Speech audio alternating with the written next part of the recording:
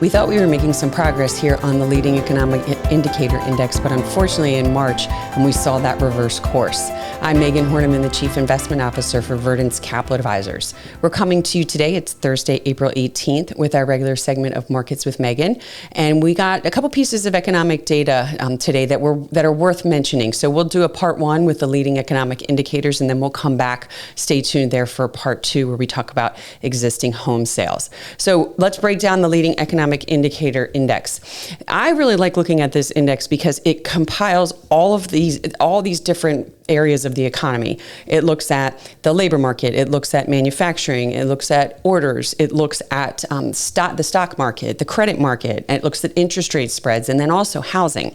And what we saw was we did get an increase in this index last month. That was the first time we've seen this in more than 2 years. In fact, it actually reversed course. It was negative again in March, so it's been negative in 24 out of the past 25 months. Unfortunately, we've talked about this before. This has never happened where we've had a duration of this long with the leading indicators negative and we haven't had a recession. Let's break into some of the different areas that we recognized in this report. First of all, the weakness was led by, you had building permits. That was the worst we've seen in 6 months.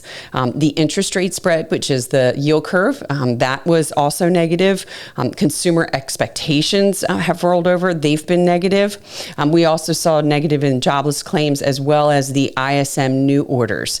Some of the weaker ones, the non-defense capital goods orders, they go straight into GDP. That was only up 0.01%. The biggest positives in this report, though, were the stock market and the leading credit index. Both of those are, keeping this somewhat muted in a negative pace, but these are the things that we think can turn over very quickly. So we're watching this closely. Again, this doesn't really bode well for the economy, but it's been negative for a very long time, and consumers have held in to support this economy. That's all we have for today's. Please tune in for part two when we discuss the existing home sales. Thank you. And if you have any questions or comments, please feel free to reach out to podcast@verdants.com. Thank you.